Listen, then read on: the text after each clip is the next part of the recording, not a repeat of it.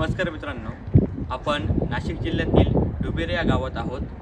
सिन्नरपासून 6 ते 7 किलोमीटर अंतरावरती हे डुबेरे गाव आहे. ऐतिहासिक असे डुबेरे गाव आहे.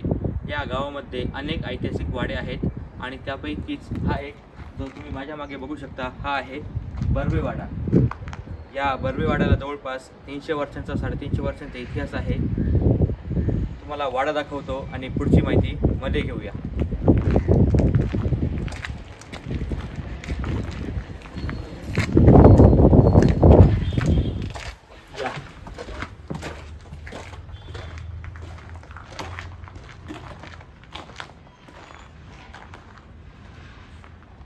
पुतळा तुमच्या परिचयाचा असेलच. श्रीमंत थोरले बाजीराव पेशव्यांचा हा अश्वारूढ पुतळा, त्यांचे हे स्मारक. आता या वाड्याचा आणि बाजीराव पेशव्यांचा काय संबंध, तर स्वराज्य विस्तारक श्रीमंत थोरले बाजीराव पेशवे यांचा जन्म याच बर्वेवाड्यामध्ये झाला. याच बर्वेवाड्यामध्ये श्रीमंत बाजीराव पेशवे यांचे मामा मल्हारराव बर्वे राहायचे.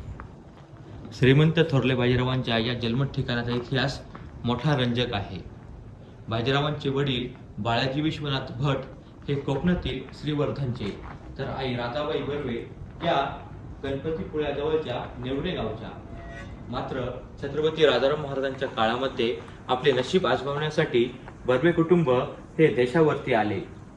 बाजीरावांचे मामा मल्हारराव बर्वे यांनी स्वकर्तृत्वावर नाशिकच्या गंगथडी प्रांती स्वराज्यासाठी मोठी जबरदस्त कामगिरी बजावली आणि त्याच्याचमुळे छत्रपती राजाराम महाराजांकडून त्यांना डुबेरे, पांढुर्ली, पिंपळस व कोढुरे ही 4 गावे बक्षीस म्हणून जहागीर म्हणून मिळाली. जहागिरीचा व चौथाई वसुलीचा कारभार बघण्यासाठी मल्हारराव बर्वे यांनी 1695च्या काळामध्ये डुबेरे येथे हा प्रशस्त असा बर्वेवाडा बांधला. हिंदू चालीरीतीप्रमाणे स्त्रीचे पहिले बाळंतपण माहेरी व्हावे असा प्रघात आहे. मात्र राधाबाईंचे माहेर हे कोकणामध्ये आणि कोकणामध्ये पावसाळ्यामध्ये प्रचंड पाऊस असतो.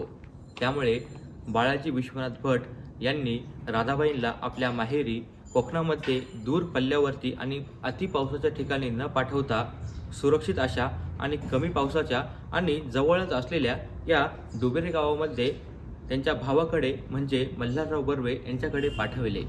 याच बर्वेवाड्यामध्ये 18 ऑगस्ट 1700 रोजी श्रीमंत थोरल्या बाजीरावांचा जन्म झाला. हा बर्वेवाड्यामध्ये 3 चौक आहेत. एक भव्य असा बुरुज आहे. वाड्याला भक्कम अशी तटबंदी आहे. त्याचबरोबर पाण्यासाठी आड, धान्यासाठी बाळंद, असंख्य दालने, कारभार बघण्यासाठी कचेऱ्या असं सर्व काही बघू शकतो. प्रशस्त असा हा वाडा आहे.